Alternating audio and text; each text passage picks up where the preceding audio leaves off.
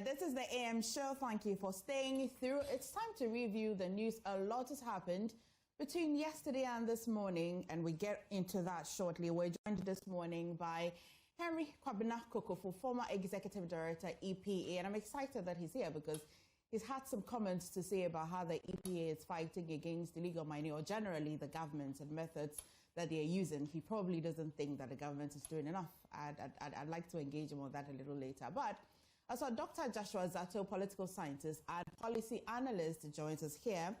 And a little later, we shall be joined by Hamza Suhini, lawyer and member of the NPP communications team, and also Nanaya Sapon, Movement for Change, joining us for the news review. Now, this morning, there is so much, but top of it, this one, I've got the daily guide. I've also got the insights. I've got the daily graphic, and I've got the National Inquirer. So let's see what's in front of the daily guide this morning. Police smash rural bank robbery syndicate. We brought you that story yesterday, but the daily guide as well is reporting how 3 of the suspects had been killed in a gunfire exchange and 10 arrested so far. As well, suspended U.S. deportation deal. The NPP MP still insists that it should be sent or brought to Parliament for rectification. As well, the Daily Graphic, police smash armed robbery syndicate. Same story in front of the Daily Graphic this morning. And a lot of drama still unfolding between GTech and UCC. There's an update if you want to know about that. It's on page 13 of the Daily Graphic this morning. But on our portals, on My Joy Online, CT, and other relevant portals, you surely have seen the NLA good cause, how the Fourth Estate has been updating on how funds meant for poor and orphans were blown on awards, galas, and the rich. That's how they titled their report or their findings. And this is centered on the National Lottery Authority. Now, this morning, gentlemen, thank you for joining me. Good morning. It's a Thursday. The week is nearly ending. Yeah, good morning. How has the week been? Quite good. We started on the Monday. There had been intermittent rainfall, giving the weather quite good. We haven't experienced anything too bad. Last week or so, 2 weeks, we had a cause to mourn with the Otumfo in Kumase, there something when the Queen Mother was buried. And we were grateful to the people of Ghana and to the world that they made the occasion quite good. We thank Otumfo also for showcasing what Ghana has when it comes to culture. Other than that, we are good to go. Doc, I think you look sharp this morning, though. Is it? Yeah. Thank you for the compliment. Dr. Zato as well, and Nana. So these two men started their arguments even before they came up into the studio. I just want you to know so that you're all on guard when they start. But Dr. Zato, it's been quite an eventful week, right? Let's probably get straight into the NLA good cause. And I think it's quite topical, especially because that report by Fourth Estate, when they released it, it got my attention. I decided to look at the act and look at what exactly good cause is. And so I'd like to really let us start with that one, first of all, okay? Well, let us, Dr. Joshua, let's start with that with you. Good morning to you and good morning to all your listeners and my brother, Mr. Mischief here. I think that usually I've not seen the act exactly, and I've not seen how they have defined a good cause. Now, if you look at the things that I've actually seen snippets of it, you can ask yourself, do they qualify as a good cause? Who decides what is a good cause? And how can we make sure that it's actually a good cause? I think part of the issue is that most of our laws in Ghana give policymakers, or in this case, implementers, a lot of discretion.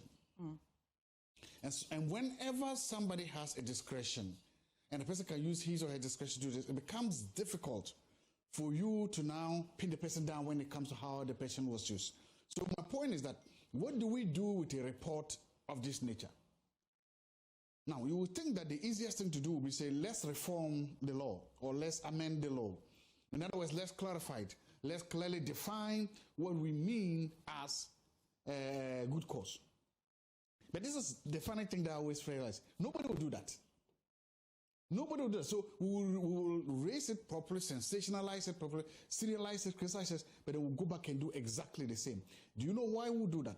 Because of political patronage. Somebody is saying that, look, if these people enjoyed, or if these people benefited from this, if this was doled out like donuts to people, we also want the same, a piece of the cake. So don't change it, don't reform it. And that is what you keep seeing happening again and again and again and again. You are in a position, you see something is wrong, you come in, you still keep it. The same thing with Galamsey, exactly the same thing. Okay, the narrow idea is that when they were in government, MP people benefited from Galamsey. They've come inside, so we shouldn't declare a state of emergency, we shouldn't, so that our people too will benefit. It's a similar thing, and that is why you keep seeing that these things keep going on. I'm sure if you go back and look at it, you will see that a lot of government policies, a lot of government laws, programs, and instance. The same thing with, if you look at even scholarships, I'll tie this in to the scholarship secretariat. And the issues that we reveal, some of them, by the same fourth estate. Clearly talking about how the system is broken, how the system is abused and misused. Actually, there are urgent reforms. I must say good that the current government has come up with some proposals to reform the scholarship secretariat. Yeah. And that is good.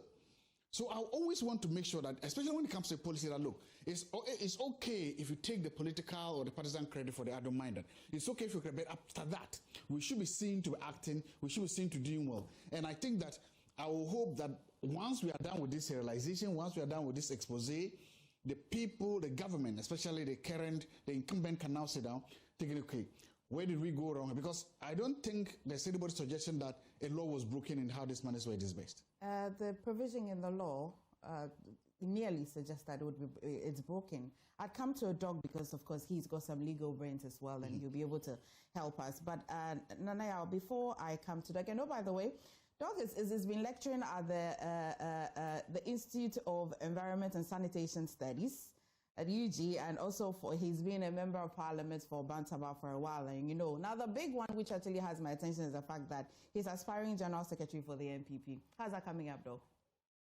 Yeah, good morning to your cherished viewers and all that. Yes, it's true. I'll be contesting for the general secretary when the time comes. Given that our party is in the process of rebuilding and regrouping, and then also extending the olive branch to our brothers and sisters who, one way or the other, are on the fringes. Nanaya here is a major target of mine. Once I'm a general secretary, I've got to come back home, and we try to resolve whatever differences there are within us. So conflict resolution will be one of the anchor, and then try to build cohesion and unity among our rank and file. Whoever emerges as a flag bearer will have the support of all of us to move on. So that is it. I was just wondering that which of them are you enjoying so far, being a lecturer or when you were a member of parliament or aspiring to be general secretary? Which one? Looking to level up your life and business game? Welcome to the #1 podcast for business and self-development, Connected Minds Podcast. Circumstances changes, the dynamism in life. At a point in time, the good people of Bantama asked me to represent them in Parliament after serving them as the constituency chairman for 2 terms, of which I'm so much grateful to them. So when I got that opportunity in Parliament, 2013, we were in opposition. So together with others, we had a task of bringing the party to government, and we did just that. That's how come 2016 we succeeded bringing the party back to government with Nana Addo Dankwa Akufo-Addo as the president. So most of the leadership in parliament today were my classmates or my parliamentary mates.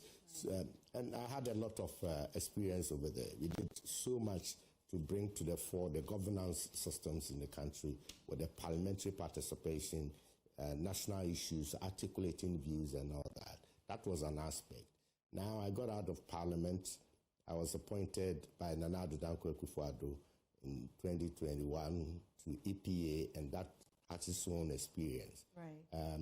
Me being a technocrat by myself, a natural resource management person aspect, and also environmental scientist, I was put on the spot at Environmental Protection Authority now. And that too, you had the opportunity to express not only your knowledge, but also bring to the fore what you have and the contribution towards environmental management systems in the country in the global perspective. So that was it. Now, our party is in opposition, and we've decided to regroup. We've decided to rebuild. And we need men and women who are ready, who are capable, who have the experience, who have the tenacity to serve without any...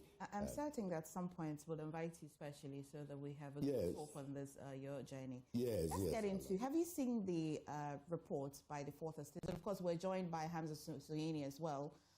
We'll get into everything on the news when it's your time as well, Hamza. But Doc, have you seen the report by the Fourth Estate on the NLA good causes? That's National Lottery Authority. Absolutely, yeah. Yeah, I haven't, but I will get to it. Any snipers? Okay, so generally they had conducted more of an investigative piece.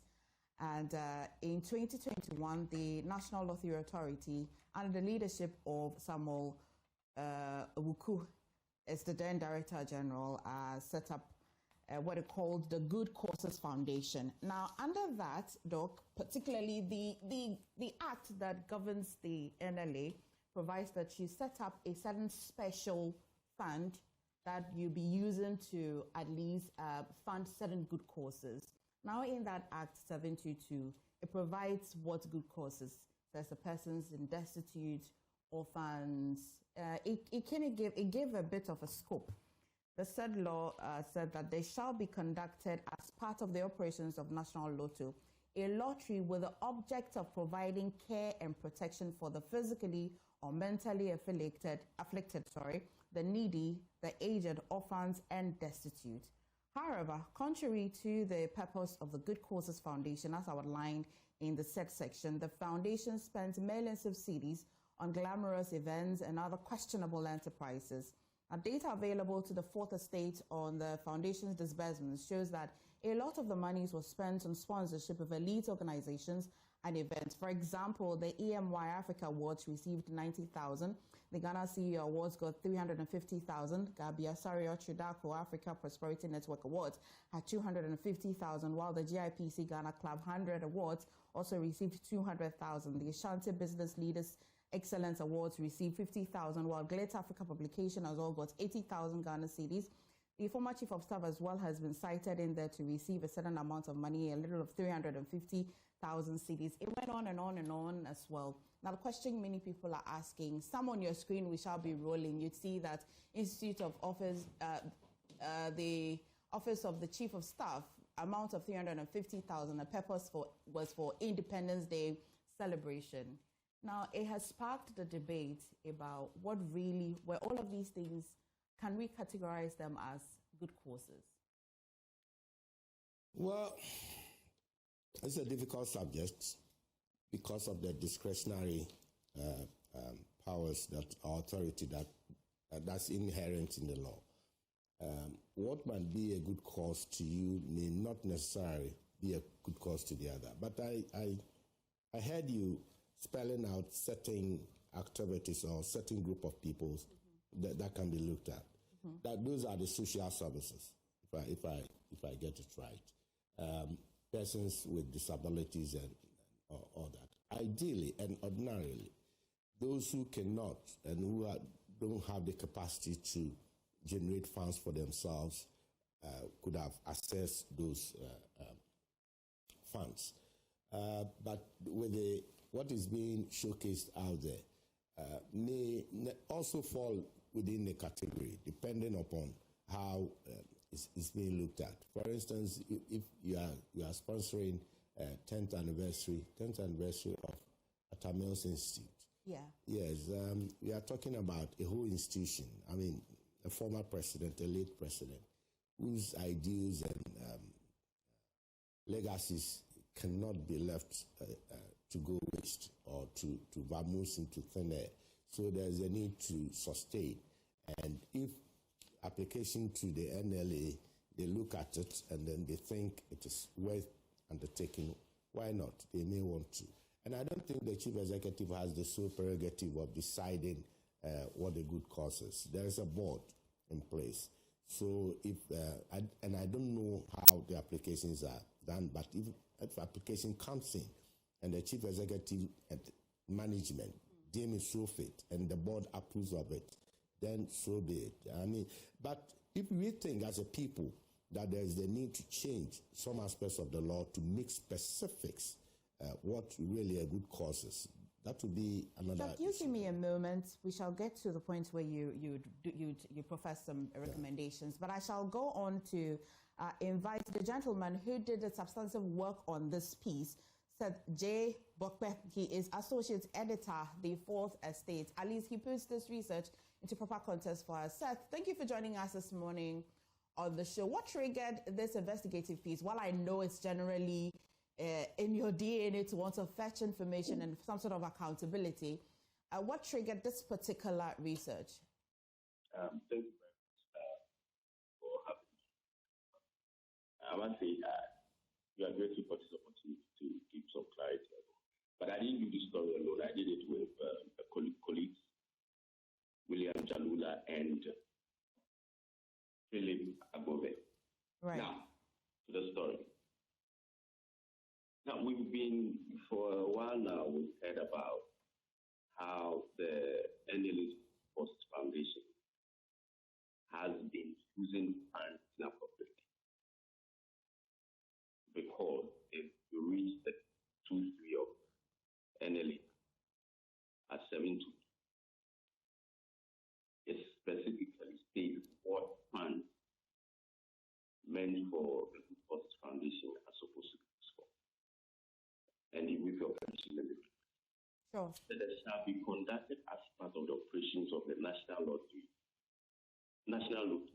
And lottery is the object of providing care and protection for the physically or mentally afflicted, the needy, the aged, orphans, and destitute children.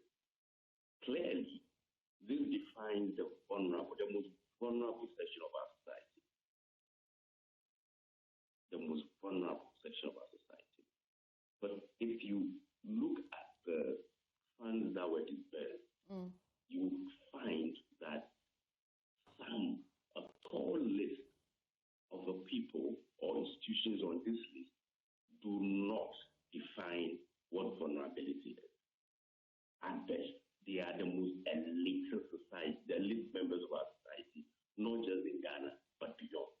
Because, for instance, Gabi Oshiraku Africa Prosperity Network Awards organized events that awarded people outside our country.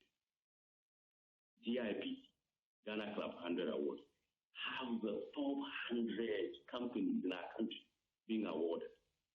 How does that in any way define vulnerability? Well, Africa Publication, what's the name? Ghana Women of the Year Award. How does that define vulnerability? It does not. Well, in your findings, as you may know, every institution would be allowed to at least undergo a certain corporate social responsibilities. In your research and in your findings, did you discover whether or not this good causes is under their corporate social responsibility, or this is an entirely different fund or different policy that they're supposed to? This is separate. There's the good causes, then there's the corporate social responsibility, which every institution undertakes. Did you discover this, or they're all one? This is a fantastic question. 1,000 applause to you for this. You know why? The NLA on June 22nd, on June 8th, 2022, registered the Good Causes Foundation, right? It has trustees, it has this. Let me give you a list of the trustees at the time. The trustees, they registered with executive council members or directors of the Good Causes Foundation. Samuel who was then the Director General. We have Juliana Bruce. We had Joanna Francis. Amma Frempong, who was the coordinator. Nana Ifua Mpofuba to the Nana Eya, I can't mention the last name, Philip Enin. Right. And specifically, listen to what they registered this NGO for. Right? Please listen. To provide the support and relief to the marginalized in society, the vulnerable, people with disability, orphans, widows, the elderly, and impoverished communities. This is what they registered at the Office of Registrar of Companies in 2022 for. Okay. So if you go beyond this to spend money on some of the things we mentioned, so this fund, this monies that they disbursed, you can confirm to me that they were directly from the funds from this NGO that they had registered. The documentation we had says disbursement from Good Causes Foundation. Right. It doesn't say what's the name? Corporate social responsibility. Okay. Right? Good Causes Foundation. In any case, Good Causes Foundation is a corporate social responsibility of the organization. Okay. Okay. So I think however, there's a difference between corporate social responsibility and your marketing plan. If your marketing plan is to sell Caritas, Caritas is supposed to be the venue from which they raise money for the Good Causes Foundation. If you decide to use that platform, market that platform, right, you can use money from the Good Causes Foundation, as you have explicitly stated in the law. How do you tell me that training of lawyers is for Good Causes Foundation? I think this clarity is what we needed, and Seth, I'm glad that you've been able to join us this morning to at least bring just this very apt clarity. We definitely will be coming to you in the subsequent bulletins, even not on the morning show, a little later in the day. So please hang in there and stay with me. I really appreciate the time this morning. You're welcome, sure. Thank you. Nana, Doc, I'd come to you because you're almost at the recommendations, but let me go to the other panelists and I'll come to you. Nana, have you seen these good courses and have you heard Seth? Yes, thank you, my friend, and good morning to Wafa and my colleagues. Yeah, Wafa is indeed contestant for the general secretaryship of the declining party. And I wish him well. You know, he was MP for Bantama, one of the biggest constituencies in the Ashanti. It's unfortunate he's contesting for the general secretaryship at this time. It's good. Persons like him, I always say that the former MPs and the very senior persons should take over the party. And let's see what they can do. Good courses. So when the news came up in Mefa, I tried to read a little about what Good Courses Foundation actually was. As stated by the gentleman you just interviewed, it's actually the social corporate responsibility wing of the NLA. And my little research into this when I went to their website was that it was formerly called Special Projects. If you go to their website, it says the NLA Good Causes Foundation was launched in October 2021, formerly known as Special Projects. And if you read what they have on their website, and if you read what they have in the Act, that is the Act, National Lotto Act 2006, Act 722, the Section 2, Clause 3, there is a clear definition. There is no ambiguity. There is no place that talks about discretion. It is stated clearly. And I don't know if the gentleman read it, but let me just read what he did. So the provision. you will notice that there is a clear definition of what good causes are into. Also, the operational activities, the kinds of persons who can benefit from the foundation. It's clearly stated. And so when there is a definition and you go beyond that, under the guise of discretional what? Powers. then you are not being fair to yourself. You are not being fair to the act that did establish you. And that is another definition of what we call corruption. You understand? Right. Yes, it's not just you taking the money to do what you want.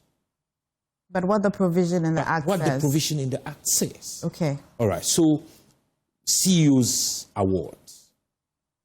Meanwhile, the act or the provision in the act is talking about the vulnerable in society, communities that are deprived. So just yesterday, I saw a video of a community that has a borehole, but I think that the mechanism was broken.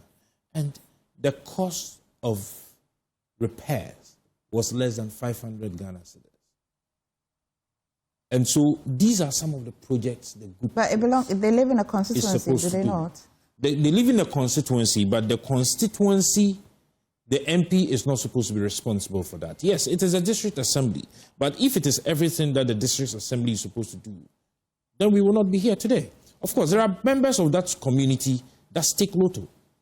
It is out of the resources or the revenue that they generate that they use a percentage of it for the good. Now, you ask a question. We would need to define what a good cause is. Because the act already said. And also, if you listen to the gentleman, and because of my time today, I'm going to be very up to the time. The gentleman says that the foundation which they registered, they said what they were going to be. Probably that is a definition of NLA, but a general definition, a dictionary definition of what a good cause is, would also state clearly. It will be very ambiguous because... No, that will not be ambiguous. It says a worthy cause of an activity that helps others. Africa Prosperity Network, can I helps who? Helps who? Prosperity. But let me let's not be mischievous on this. Hamza. Helps who? CEO's awards? My argument is if we take it to the dictionary meaning. Putting CEOs together to give them an award and they cannot sponsor their own activities, then to what are they CEOs? Let me go to Hamza. Hamza. If you read the report, they went on to say that the response from the then director of the NLA says that the law allows the NLA, in consultation with its board and the finance ministry, to support broader obligation to society. He argued that, noting that the authority had also supported prisons, the Ghana Police Service, and community-based projects. However, he is unable to identify specific provisions of the law that permitted such expenditure. Good morning to you, MFI, and of course, good morning to my colleagues in the studio, Dr. Zato in particular. You see, but what? MFI, you see, that is the hypocrisy that I found repulsive in this country, especially when it comes to debates surrounding corruption. This is self-explanatory. The NLA Good Causes Foundation is not a stand-alone foundation. It has its roots in the NLA Act. And if you look at Section 3, Clause 2 of that particular act, it states clearly the intended purpose of such a foundation. And I do not see, for the want of a better word, how an allocation to the Chief of Staff's office falls under that clearly defined purview of the Act. And the Act states, under Section 3, there shall be conduct as part of the operations of National Lotto, a lottery with the object of providing care and protection for the physically or mentally afflicted, the needy, the aged, orphans, and destitute children. Where does the Chief of Staff's office come in? Even if we attempt to overstretch the dictionary meaning of good causes, based on which one can continue on this faulty tangent of trying to rationalize this expenditure. Absolutely unacceptable. And the fact that there are examples of actually spending in a good cause manner does not excuse expenditures of this nature or being misapplication of public funds. Your defense cannot be that there's evidence that I have spent in activities related to good causes, which I can justify, and so forget the excesses or what you term as excesses when it comes to other expenditures. That cannot be so. How can that be a defense? And that is why I was surprised. See, I am sure that if it had to do with officials of the National Democratic Congress on this table, like my senior has done, Dr. Kokofu, trying to rationalize or possibly massage and give corruption a different interpretation today on this table, his approach would have been totally different, because I've listened to him on different platforms. And for a moment, I was tempted to believe that the condemnation against corruption was nationalistic in character. So if indeed we want to confront corruption, it doesn't matter who is at the center. Whether it is an NDC official or an NPP official, we must be bold and candid in our characterization and condemnation of same. And for me, MFR, that is my disappointment. Those of us who run commentary on many of these things do grave injustice to the good people of this country. It's not just those who preside over the allocation of our meager resources. But based on our commentary, we give them a shield to continue on this tangent. And for me, that is worrying. An allocation to the Arthur Mills Foundation to mark President Mills' what? Is a 10th good anniversary. Does that not suggest the goodwill that he has? Does it fall under the act I have just read? Does it? We are dealing with the law. And that is why I'm telling you that, look, you can decide to overstretch the foundation as much as you, good causes as much as you want.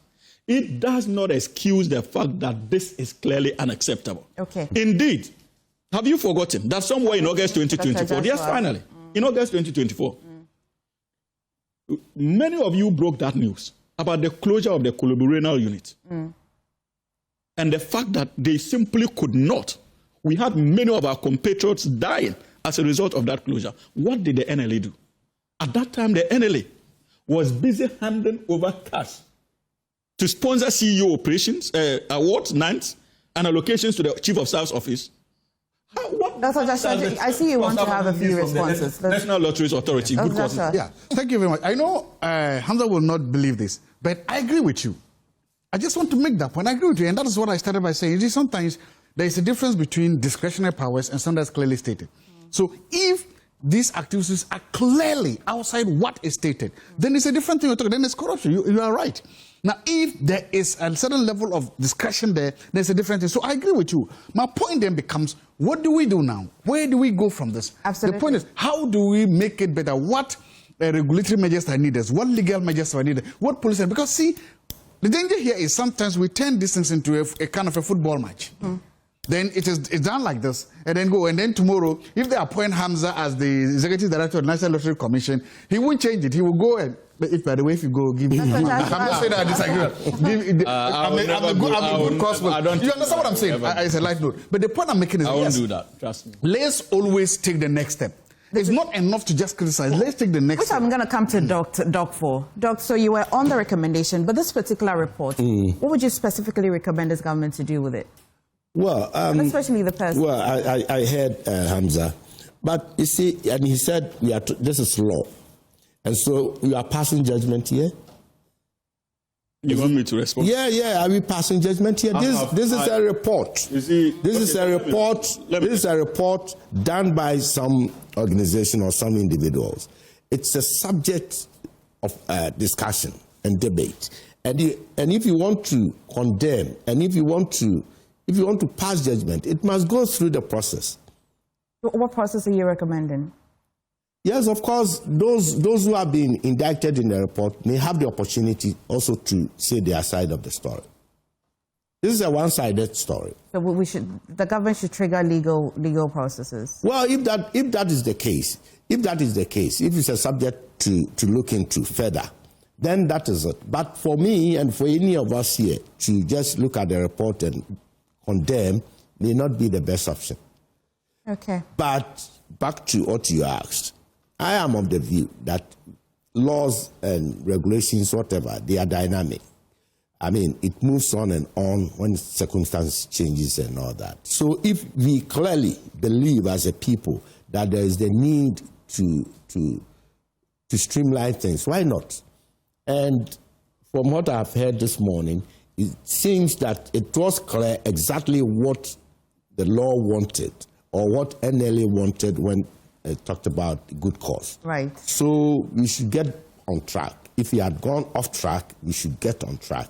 Right. And subsequently, we deal with the issue. So, Doug, you have been, but I mean, because they would, if you have to respond, everybody would have to respond. No, but they all had their second bite, so it is only fair that I also have my second bite. That would be fair. That would be fair. Yeah, of course, because they have their. 30 seconds on that. See, I am not passing judgment. I am allowed to put forward my understanding of the law. Which is public knowledge. And which is public knowledge. Yes. And it is based on that we run commentary. I have listened to him a number of times. Was he sitting in the courtroom as a judge when he passed various judgments as to whether indeed there were corruption allegations against NDC? I think you're responding. No, but that's not the only thing I have responded to. No, MFA. This is done by Fourth Estate. Yes. I think that the Office of the Auditor General should be sanctioned to look into their books. Okay. And then the persons found guilty, surcharged, and if there would be prosecution, that should be done. Okay, let's get into... We need to get that money back. Let's get into Galamsey. And the reason I want us to get to Galamsey is because Dr. Kokofo himself is here. He spoke to one of my colleagues during the launch of the Institute of Economic Affairs Seminar Series at the Ghana Natural Resources Management Regime, right? And 2 days ago. Yes. And he's sort of been on record to say that there's currently no effective fight against illegal mining. And I like to think he's not the only one who thinks so. There are other many stakeholders in this country, CSOs actually believe that the fight against illegal mining is still not quite concrete, it's not tangible. Would you like to explain exactly what that means? Because the Ministry of Lands and Natural Resources have said that they have deployed blue water guards. Just yesterday as well, the minister has said that, well, they're earmarking, they're indicating that the areas where Galamsey is ongoing will now be security zones. Is this not enough? No. The results on the ground does not show so. The rivers continue to become milky, and farmers are displaced to the extent that the cocoa industry is seriously threatened. Do you know that Ecuador has overtaken Ghana? As the second position production of cocoa. And we are also being told that the gold production is on the increase. And recently, the president announced that about $6.3 billion have been realized from the sale of gold. So what it means is that the government, as a priority, want to see more gold production. And we all know that the more you produce in this situation, this illegal activities going on without any streamlining, you are bound to endanger the environment the more. We cannot purport not to see what is happening or not to. Forestry Commission will tell you the devastation that is going on in the forest reserves. Every day and then, we are being told we are doing this, we are doing that. And people should not forget, President Mahama has been in this fight. This is his second opportunity, our opportune time to do so. In his first step, he initiated the fight against Galamsey, and he failed. His government failed at that time. So one would have thought that coming on board, he would have been able to do something new, something different to achieve results. Doc, you have my attention, especially you mentioned cocoa. Ecuador overtaking us as the second producer. Yeah. Planting cocoa, harvesting it, takes a bit of time. Yeah. And so for you to even drop, it would have meant that it happened before. Would you not say that this is as a result of the decisions and indecisions of the previous governments? That is exactly so. The systemic failure of our governance systems. I'm not pinning it on a particular government, but you come in and you must find solutions to problems. That's why challenges. That's why you have manifesto. That's why Ghanaians believed the president when he said, within 90 days, I'll use AI to stop Galamsey within this. And that is why they were calling on the previous government to institute the state of emergency in order to help curb the menace. So in opposition, they were forthright. They knew exactly what they would do to stop the canker and the challenge. That's why we are calling on them to do exactly that. It's not me and it's not you. The entire nation are in agreement to that. The Catholic Bishop Conference they're asking the president to go ahead and do the state of emergency. We are hearing stories here and there. It's not possible. You've been at the EPA for a while. Would you say that declaration of a state of emergency would definitely bring some solution? Well, last year we all believed, including you, the media. You believed, and the pressure was on Akufo-Addo's government to declare.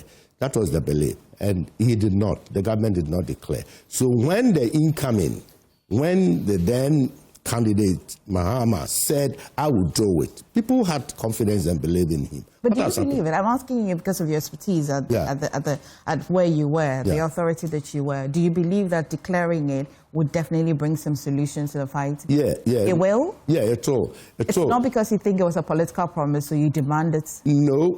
You just said that the minister has said that they are going to declare all those areas as national security zones. So what's the difference in there? Okay. They are going to do so. Make it concrete. This is a state of emergency at A, B, C, D. Okay. So you cannot be, this is a half-baked kind of thing. Right. Let us go forthright and let us do it as we've said. And if that will help us, so it be. You see, I've been at EPA. People keep on asking what EPA has done, what is EPA doing, and you were there. And let me tell you today that the EPA law, the act that established EPA, Act 490 of 1984, was so weak and a toothless bulldog as a type. So EPA was established without concrete powers to act on its own. That is how Akufo-Addo's government, under Professor Frimpong Boateng as sector minister, then decided to do some kind of amendments. It followed up with Dr. Kokode-Nwamase. When I assumed office at that time as EPA boss, at a cabinet subcommittee meeting, we all agreed, and indeed it was Honorable Damboche who brought it to the fore, that but the way the EPA acts and the recommendation, what you people want to do by way of amendment, can you look at it again? I said, yes, we can. We need a new law altogether. We have got to make EPA an authority clothed with powers, teeth that can bite. So our suggestion was that EPA must be made a quasi-security institution. EPA should have the powers to arrest and detain people. EPA must have a fiat so it can prosecute at the court of law. EPA must have a supervisory jurisdiction over all institutions, all state and private institutions who are within the environmental space by way of protection. And indeed, that is why we have the new EPA Act, the new EP Act, that is Environmental Protection Act of 1124/2025. So now EPA is in the position to be able to do more and help with this fight. What is left is the political will. The president and the government must resource EPA, must give EPA all the necessary support to be able to go after state institutions, including the Minerals Commission and including the Ministry of Lands and Natural Resources itself, the district assemblies and all that. So then the laws and the regulations would have completed the loop. But again, the political will is not there. Right. And it's not going to happen. The law is there. The EPA is now ready and prepared. State engagement must go on, and that is the contribution we could make, because looking at the gaps within the legal and the policy frameworks, there was the need to revamp EPA through the Act. I'll come to you, Sunyene, because Hamza, because Dr. Joshua for Galamsey, last week when you were here, you had an extensive opportunity to talk about it, and that's the reason I want to go to Hamza to respond to some of the things that Doctor has just also mentioned. And I just hope that today you give me time. You promised me that last week, but the way you have started. Life happens. Life happens. Tailing my time, and that won't be fair. You see, MFR, I have always argued that there are two sides to the coin, especially when it comes to the Galamsey debate. First, on one hand, we have Ghanaians genuinely concerned about the menace of illegal mining. And so they are expecting this government, as part of the reset agenda that we promise, to ensure that we actually work assiduously to bring closure to the Galamsey crisis. And I can assure you that this government is committed to that social contract with the good people of this country. And by the end of our 4-year tenure, we as a government would equally evaluate our interventions when it comes to our fight against illegal By that time, mining. what water should we be drinking? No. You see, you are not getting my... I'm with you, Hamza. I'm saying that... I'm absolutely... I am saying that, of course, we did not promise that we would end anything associated with illegal mining in a matter of a year. That would have been disingenuous to do. We said that... The social contract, 19 of the social contract that we went into, if you look at point 19, despite it's not saying that we will end galamsey in this, the pointers in there amounts to us... It is not about pointers. It is about what it is saying. Let me fetch let me pull it out for you. You can pull it out and read. And you see, but even before that, let me make my point. Please go on. I listened to the campaign promises we tailored, and it was clear what we intended to do. And we have not reneged in any way when it comes to the fight against galamsey. I think the misconception that many of you have, especially those from the other side of the political divide, is the construed contextual background upon which civil society and professional bodies were calling for a declaration of state of emergency.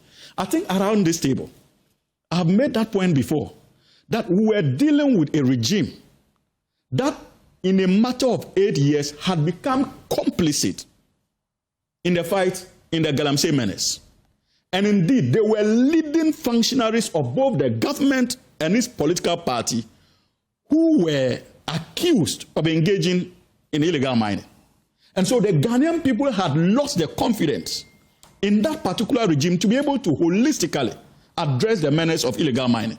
And that was what informed the calls for a declaration of state of emergency. And at the time, there were leading members of the National Democratic Congress who indeed, in principle, associated with those calls. I read to you point 19 of President Mohammed's 120 Can I finish? Contract. Can I finish? It's on the back of this. Okay, so you can read. At least it will shape your thoughts. Ban illegal and new mining activities in forest reserves.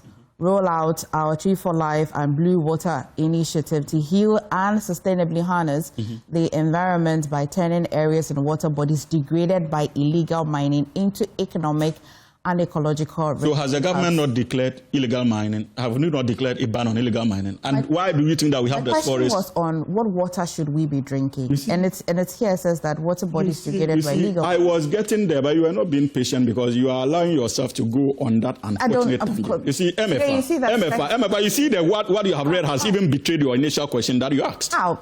I told you that we did not say that we would end it in a matter of a year, and that is a fact. You have just confirmed that. My question follows to say... So, and I'm telling you that the fact that I said that I told you that I reminded you that we have a 4-year mandate. Okay. And I'm committed to that. And I have made it doesn't mean that this government is going to sleep. That is why we have rolled out interventions for the first time. It is not this government that presided over the passage of the LI 2462 that allowed mining in our forest reserves. It was presided over my senior brother here. I'm coming. Please, when you were speaking, I was quiet. Can people allow me to make my point, for goodness sake? They presided over it. We made a promise that upon assumption of office, we will repeal that legislation. His Excellency President Mahama, in the last media encounter, reiterated that commitment and said that it will be repealed. And as I speak with you, we have done everything humanly possible to prevent mining in these forest reserves. That is one. Two, for the first time, this government has decided to put in place a special licensing regime for excavators. That was never done in the previous administration. It was never done. And today we can effectively track the activities of excavators that have been imported into the country with the intention of taking it to our mine sites. That is progress. And as a government, we have indicated that we are not taking away the option of a declaration of state of emergency. But we have rolled out a number of policy interventions, including the ARCOMSDEP program and the Blue Water Guard initiative. And if in a matter of a year or two, we take stock And we are still convinced that at the stage that we find ourselves, the only way out is a declaration of state of emergency. This government will not resist the temptation to declare that state of emergency. I don't think my question is, why have you not declared a state of emergency? I am saying that despite... I think I responded to your question. I was responding to his concern. So let us get that distinction. It's important. That's quite clear. Hamza, my question really is that despite the promises that this government made, whether it is a 3-year term, 4-year term, a 10-year term, whichever mandate that you have, it's not in question. I'm asking about the urgency of it, especially because the devastation of Galamsey, if you look at the Ayensu River turbidity, it soars to 94,800 NTU. That's about 190 times beyond safe limits. That's just my question. You see, that whilst you put on all of the programs and the mechanisms, the vehicles, the tools you use to solve illegal mining, I'm asking, what water shall we be drinking? But you see, that is the mistake you are making, and that's the wrong tangent on which you are proceeding. How so? You see, this is not a government that would engage in the politics of deception. No matter the commitment, it is not possible that our water bodies will be cleared in a matter of a month. You know that. Even if we should ban Galamsey today and declare a state of emergency, it does not mean that the water bodies will be cleared of the turbidity levels in a matter of a year. These are the realities that we must face as a republic. And I have told you that it is also not accurate that as we speak on a daily basis, the situation is worsening. Because there are examples from the Water Resources Commission that also shows that many of our water bodies are also doing well now as compared in the past. I don't have that data. Oh my goodness, even the CEO of Minerals Commission put that data to your media team. Okay. It was there, it was made public. And you can pull it out I don't purport to know everything. Please, I don't purport to know everything. Please. But in as much as there are water bodies that have become worsened, of which we concede, but there are also examples of water bodies that are improving. And let us not miss that debate. And MFA, unlike what we had in the past, this is a government that has shown absolute commitment and good faith to the good people of this country, especially when it comes to the Galamsey fight. And we will not resist an invitation to declare a state of emergency. If after a year we take stock of the policy so far, and we are still convinced that it is not giving us the desired results. Okay. Unlike what we experienced in the last week. Dr. Joshua, you don't want anybody responding to you. To which one? Dr. Joshua, yesterday, the Africa Policy Lens, a center-right liberal conservative think tank, released a report on this Galamsey. Full disclosure, I am a senior fellow of the Africa Policy Lens. Oh, but initially you denied being a member?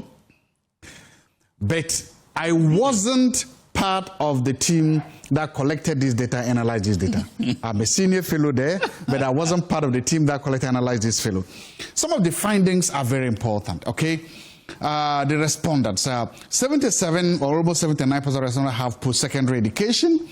73% or almost 74% agree that the government should declare a state of emergency. Almost 76% of them.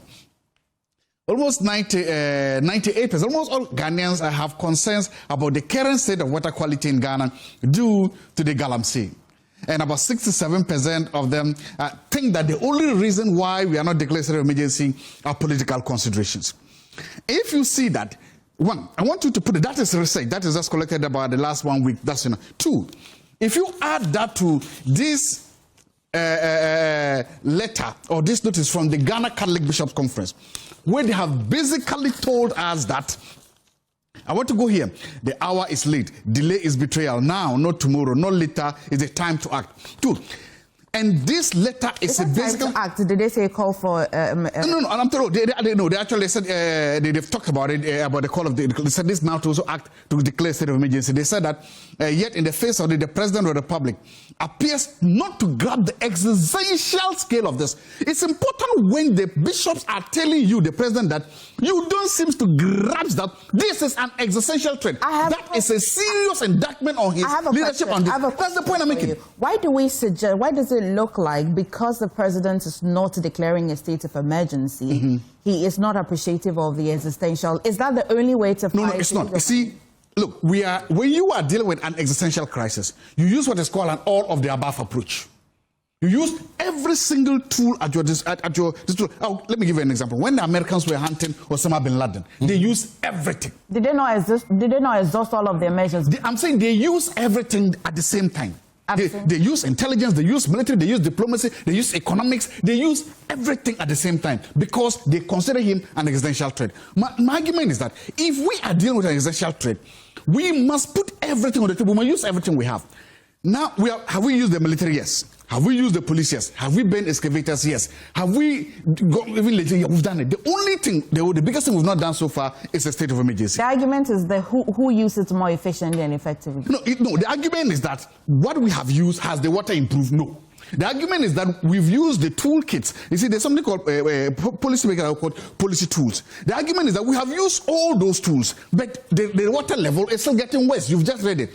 And look, I have reports here. I can show it to you. You can project it from the Water Resources Commission. That shows that turbidity levels, in fact, at levels, they are not getting better. No, it's not. If anybody tells you that the water level is getting better, that is a lie. That's a scam. So the question then is this. If we have used all this over years, and it's not getting better, why are we keeping the other tool in our pocket that we think is better? That is like you are playing the team, you are not scoring, but you have Messi or Ronaldo on the bench.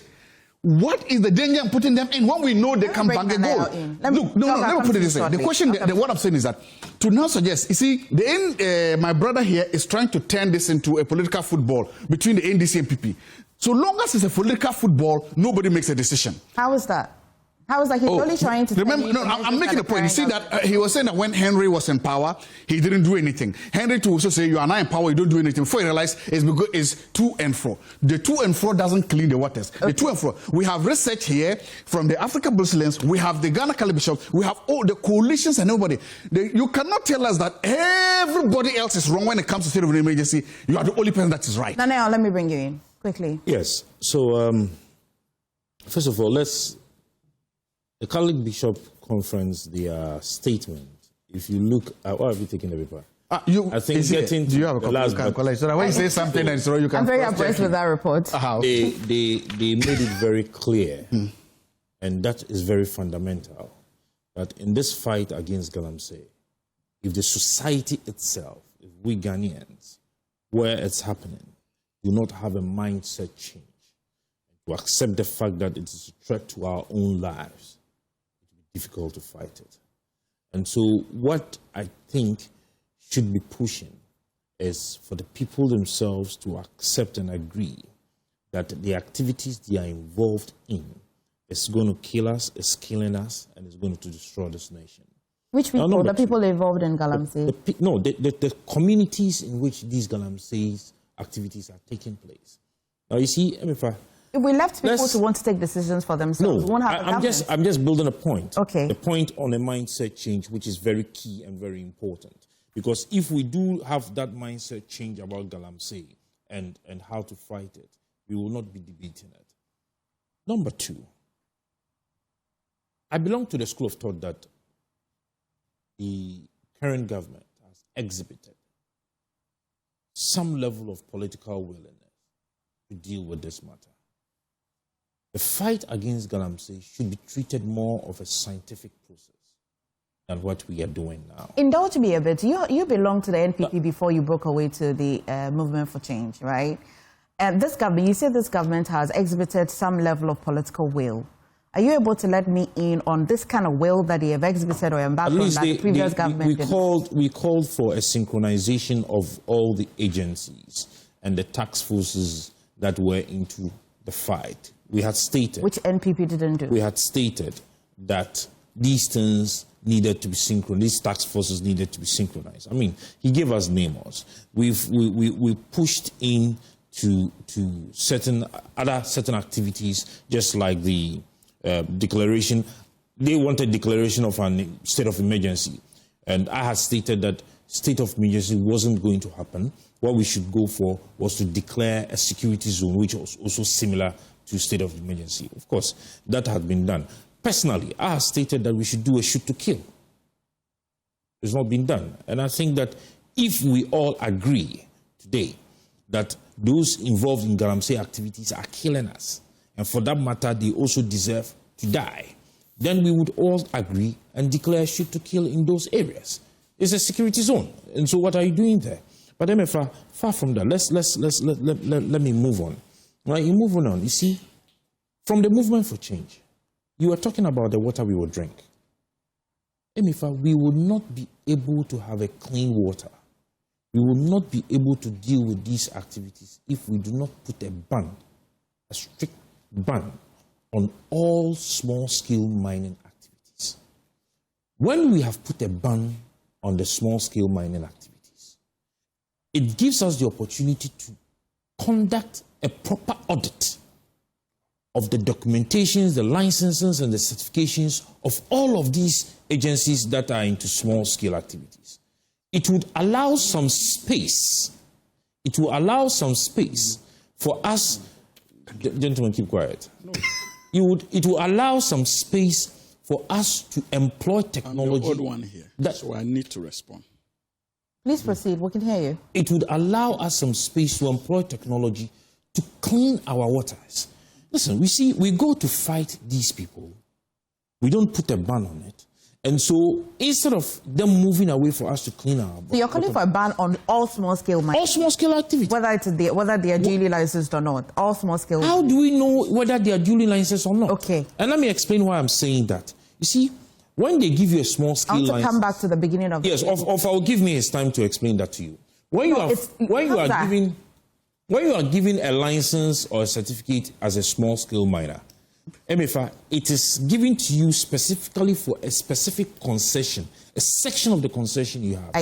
Yes. You get it? Yes. And they misuse these licenses. So for you, in the interim, so in the interim, ban all small mining activities. Would you not want to have a clean water? Well, okay. Let me come back. No, I'm just asking a question and you need to answer. Of course, I love water. Of course. I like and so we are saying that if you come to we are not able to differentiate between small-scale mining activities and galamsey for now, I'll come to the beginning of the table. I'll come to the beginning of the table, and I'm being fair. Do not make me feel that I'm not being fair. Hamza, I'm coming back to the if it comes to the time, myself and Dr. Zato, you have not been fair to us. You know why? Sorry. You know why? Sorry, yes. You know Dr. why? Zato, rather. I put a timer. Do you know why? I put a timer. Dr. Zato, no, but you're taking the time. Wafa spoke for over 5 to 6 minutes, and I agree. Let me be honest. Let me be honest, because both the three of you have been on this table a number of times talking about the same issue. Hey, it's just another day. It's just another day. And so it's only fair that I hear from him. It's one against. Is it one against? Of course. This is from the same quarters. Are they? Dr. He's a political analyst. Really? He's a political analyst. He knows he's not. Doc is a lawyer. He's a former MP. He's been lecturing as well. And a former parliamentary candidate on the ticket of the Newsaper. Not Dr. Zato. I'm talking about Dr. Zato. You should have added that. No, he didn't give me that portfolio. But I'm giving you more. Thank you for listening. He became a political analyst after he lost. After they voted. Do I have the floor? Yes, please. Yeah, and I stand accused this morning for being favored. Isn't that the case? It's the case. Actually, you are. And Hamza, you've forgotten to appreciate that I'm here as an environmental scientist. And also a member of the New Patriotic Party. Of course, a very good. And an aspirant for the General Secretary. Yes. But if you listen to me carefully, I've been talking about systemic failure that's spanning from time immemorial when it comes to dealing with this illegal mining thing. And unfortunately, you are still in the campaign mood. You are in government. For God's sake, you have to test in Parliament. You have majority, absolute majority in Parliament. And it is incumbent on this government and President Mahama to try to solve all the challenges that Ghana we do have. True. It is incumbent on you. True. You promised the people of Ghana, and we are holding you to your promises. You said e-levy, you deal with it and do away with it with the speed of light. You did that. So you cannot pick and choose. You are talking about mining the forest reserve, and you said Kufuor's government passed it. Let me tell you, more than 30 years ago, they have been mining in the forest reserve. There were no regulations to that. So there was an attempt to bring in this law to do the regulation. And as much as I agree with the critics, the law gave room for manipulation and abuse. That one I do agree.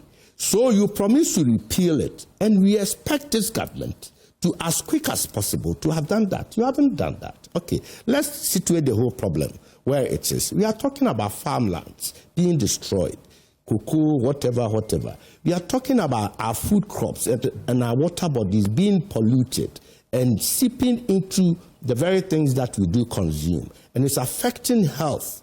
Health issues within these mining communities are so alarming. Deformities occurring with newborn babies. The situation is dire. We're talking about, yes, health, river bodies, and all that. And you are telling us that you've put this thing in place. Nanaya said this government has synchronized whatever it is. Don't forget that President Mahama is not new in this game of Galamsey fight. Give me a little time. Let us get here. This is Honorable... Hamza is electing himself to give you a minute of his time.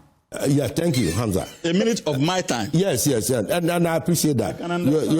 You are a wonderful nephew. You've been a wonderful nephew this morning. This is Cadman Atamils, Honorable. He says, I refuse to pay for the accolades President Mahama and the NDC is receiving for the city's recovery with my health or life. This is what he's saying about Galamsey. And he's up in arms, asking the government to do something critical and drastic about this. And Dr. Azato put it right. You have the two sets. I mean, what you need to do to solve this problem. And the first term in President Mahama's fight against Galamsey, he did all that. Everything was employed, this, that. So coming in again, people thought he's coming in to do something new. And almost all that we've been doing from his time, from President Kufuor's time, we seem not to get in the results. So what is left with us is the state of emergency that we're talking about, if that can help. Nanaya goes to say that shoot to kill. If you declare state of emergency, it means anybody who gets in there risks being fired or being killed. Right. So you are in tune with this. Nanaya, just be bold enough and say state of emergency declaration is the only option left on the table. Come with us. Come with me. Come with the Catholic bishops. Nanaya, we are Catholic. We are Catholic. Can I? And Hamza is not. Hamza, two things. You will respond to this and then you move on to what the minority is demanding in Parliament about ratification. But I also have another shot. You have had a shot. No. As for the Galamsey, we are done with it. Do you know what we're doing? We're not doing a question and answer session. Mm-hmm. Okay. When you make a submission and either moderator feels that it needs to be responded to, I'll allow it. Oh, I have some. Of course, you've got to give me that credit. Yeah. See, MFA, you have it. Well, let me indicate that I can understand your posture against me this morning in terms of the time. Why? When it comes to the issue of Galamsey, many of us are concerned and angry and expect some radical steps when it comes to the fight against Galamsey, justifiably so. And that is why in my initial reaction, I indicated that there are two varied lenses that we must look at the debate from. One driven by sincerity, genuineness in search of a lasting solution to the menace. And it is at the back of that I commended institutions like University Teachers Association of Ghana and the Christian Council of Ghana and the likes, those who have recently received, is it the Catholic Bishops' Conference? Yeah, the Ghana. They have recently released a statement. They have been consistent, even from His Excellency Nanado's regime to that of this regime. And this government fully appreciates that consistency. And we are not at war with them. Yes, sir. But we understand that, look, we are also rolling out certain measures. Measures we believe will yield results. They disagree.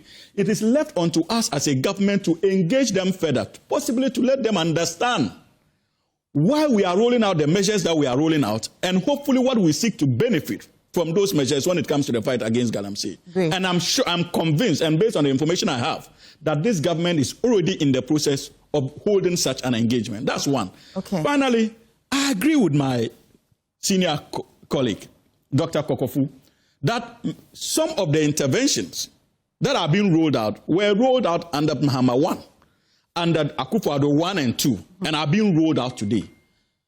I think around this table and nationally, we all agree that the fundamental problem with the fight against illegal mining has been the political will. And even though many of these interventions were rolled out under Mahama I, by the time we left office in 2016, the river Ankobra was crystal clear. And there's pictorial evidence of it that was posted by the most celebrated drone pilot, Adam Srem, by 2016. There were reasonable steps in that regard.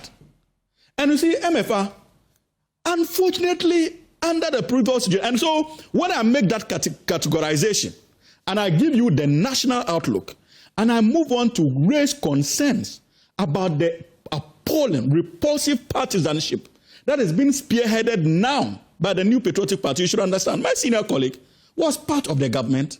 Did he at any point in time, call or support the cause for a declaration of state of emergency as EPA chief executive? He did not. Yes, I did. And today, suddenly... I did. Please. I didn't hear you. But he's here. No, but did you hear him call for that declaration? He should give us evidence that he did. I'm monitoring him. That's a question. He was quiet. That's a question. You see, and today, suddenly, when Ghanaians were concerned, angry, devastated by the effects of galamsey, many of them sat around these tables and they were calling for moderation in terms of government intervention. Because that political will was lacking. We were dealing with a situation where the entire government had demonstrated to the good people of this country that it was not interested in the fight. That is not the situation we have now. You would agree with me? No, that is not the situation we have now. And I said that stability levels have increased. And he's saying what? I'm giving you an example, direct, and he can cross-check that from the Water Resources Commission. That's what? Look, the River Densu at Mangwasi in July last year had a turbidity level of 256. Today, it is 44. It is 44.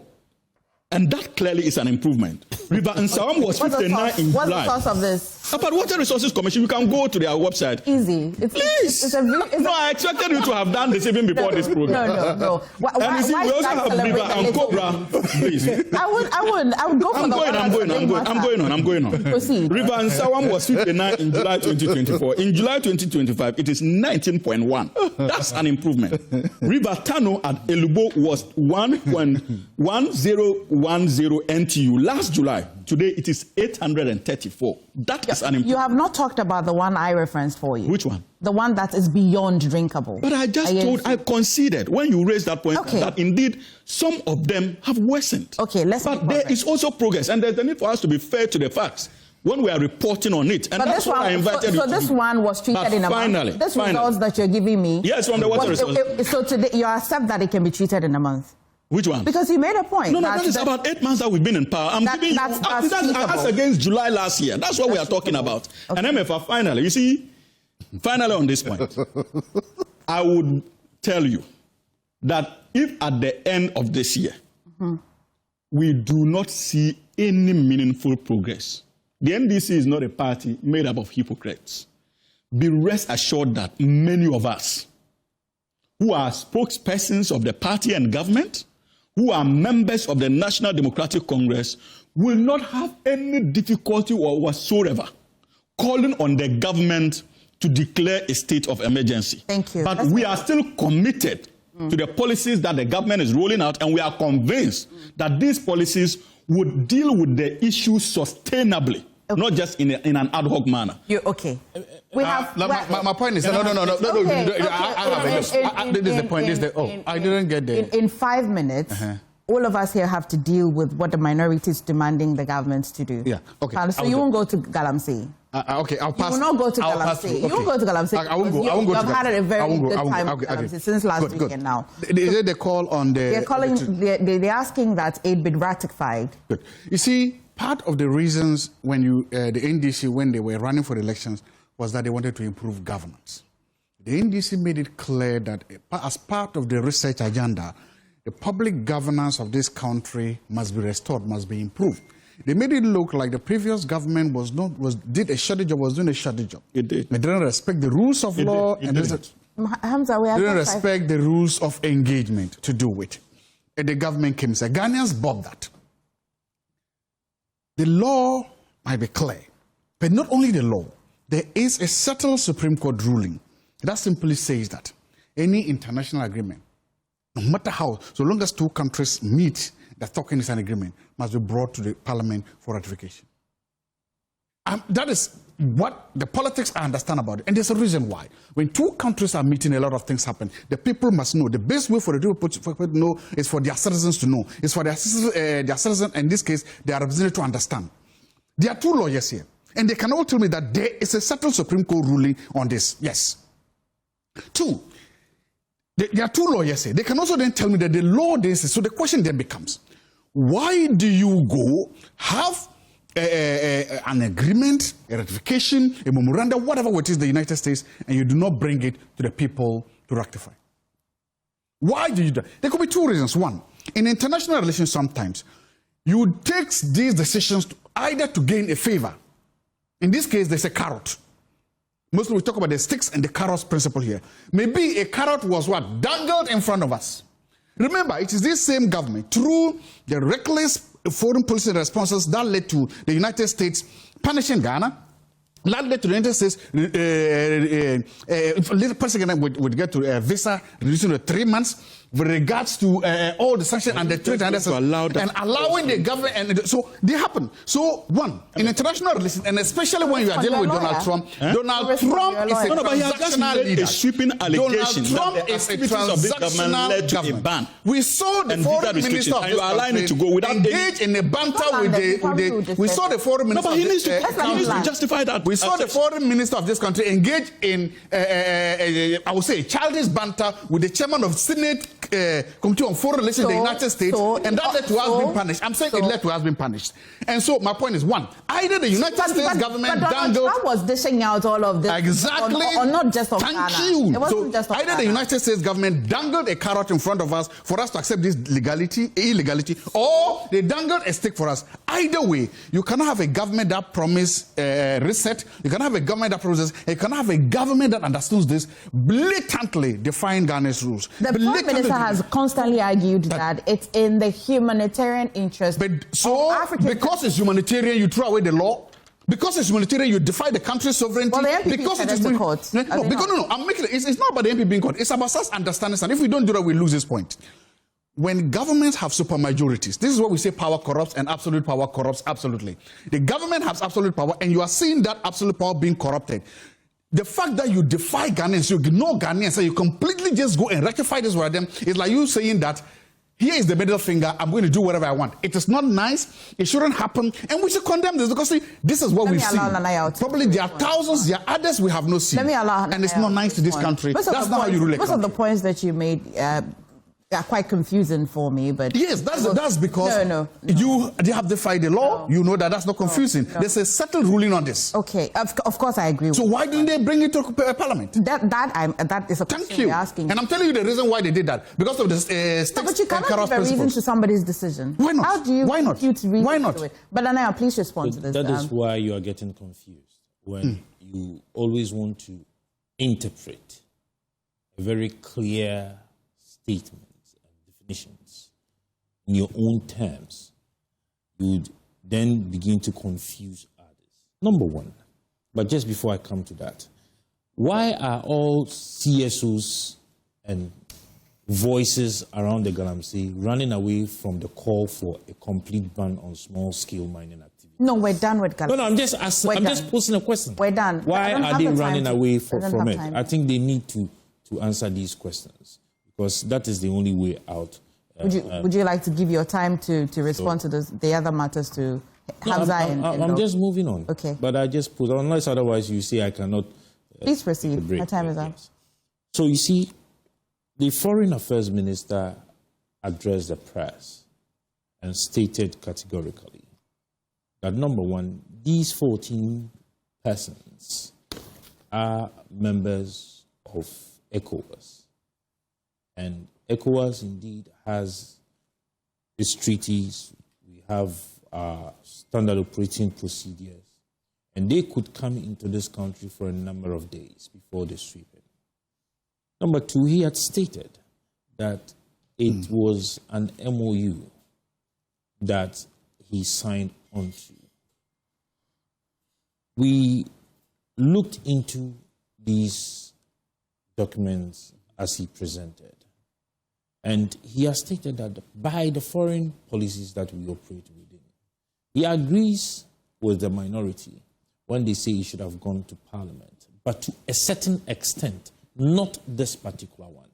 And he's saying that if it's gotten to a point where it has to go to Parliament, by the operating procedures and by the international relations policies that we have, he will not run away from that. He will definitely present it to Parliament.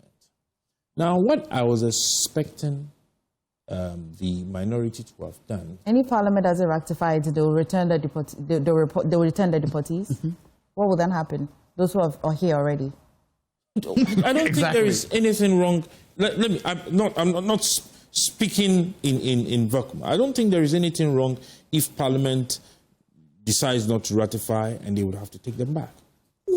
I do not think. Okay. I do not think, because this is very common. Right. All right. I mean, we belong to international organizations. We go for conferences. We are able to bring in some of these treaties. If government or Parliament refuse to ratify, it doesn't have effect. What's your take on this before I go to Doc? But you see, MFI, it is important for me to stress the point that this is an important platform. And so whatever we churn out, we must be in a position to substantiate it with the facts. If you churn it, then it means that it's not even a good material. No, you can churn out information and back it with facts. Okay.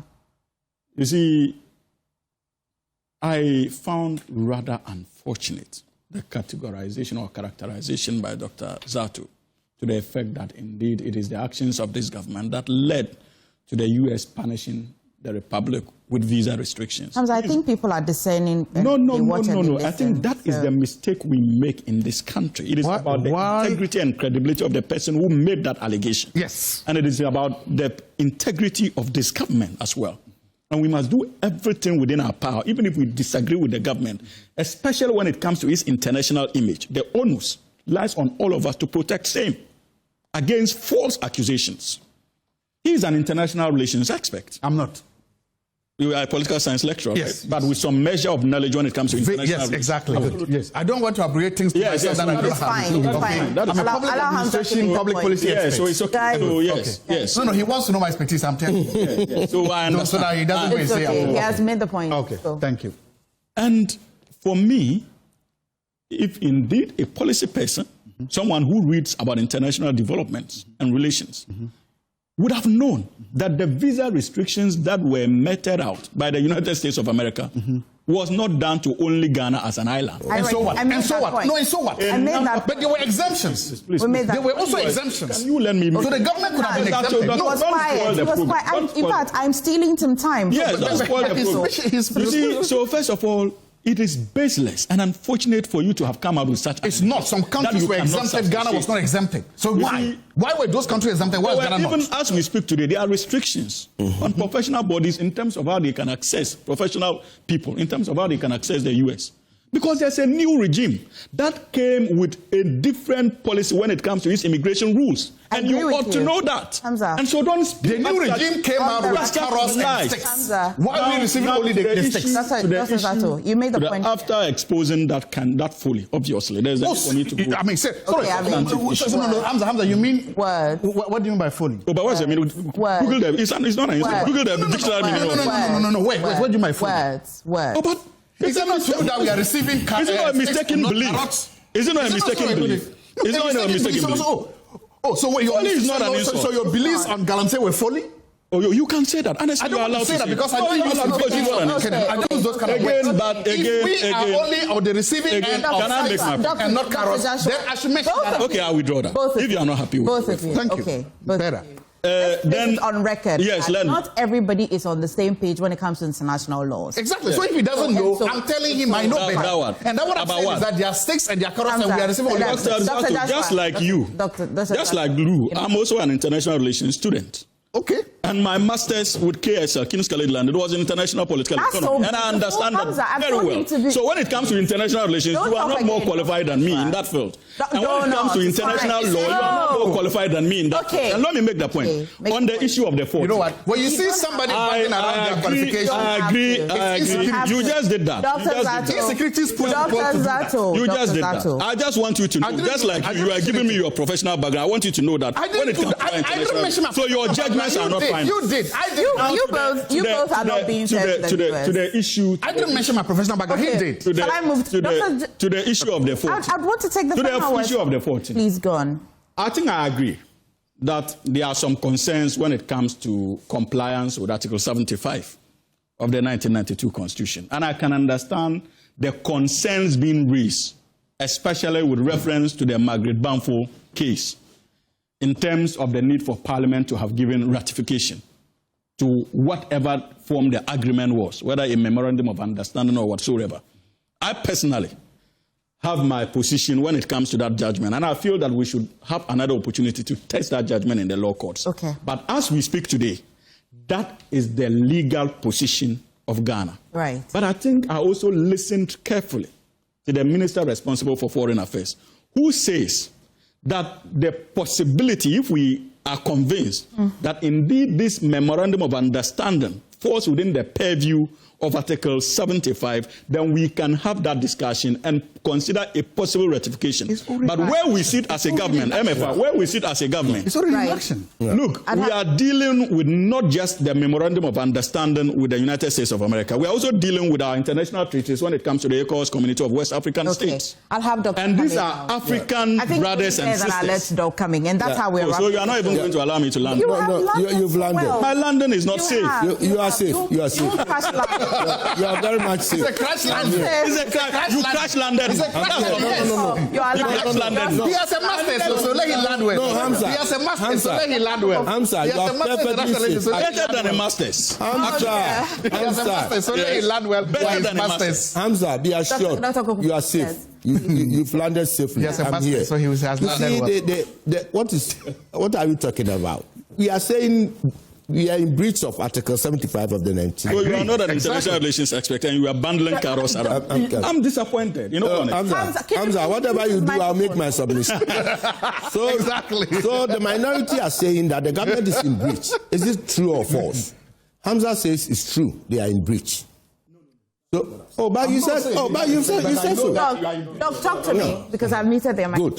So the government is in breach. Then minority is saying that please come back to Parliament so that you come for ratification. What's the government saying? The minister is saying that it's just a MOU. But the whole thing has been set in motion. MOU, you haven't reached an agreement, but you've begun the terms of the agreement or the MOU. You started with it. So what are you waiting for? Now, we are talking about protocols with the regional integration. Let me read this. Regional integration is about voluntary movement of people, not forced deportations orchestrated by a non-ECOWAS country. So we are. So international. So regional integration does not come in here. And even it's on record. MFA, do you know that it's on record that some of the deportees are in court. They've withdrawn, actually. They've withdrawn. But the mere fact that they were able to, they concede the idea of going to court tells you something is wrong. So we must. Why is the government shying away from its own two-thirds in Parliament? You have absolute majority. Go to your own people. You are afraid of your own people. This is something I don't understand. So be bold enough. Tell the president and the government to be bold enough. Doc, be bold enough and go to Parliament. The people of Ghana has the right to know through their representatives. Right. Thank you, Doc. I think that you have actually really landed quite nicely. Yeah. I promise something. And I can assure you, Hamza, that you landed even better. All right? Gentlemen, thank you for joining us for the news review today. We're joined by the two of us that didn't land. Myself and lawyer. We didn't land. I have decided to former Executive Director, EPA. He's also a lecturer at the University of Ghana and also Institute for Environment and Sanitation Studies, former MP for Bantama and aspiring General Secretary of the NPP. We're also joined by Dr. Joshua Zato, political scientist and a policy analyst.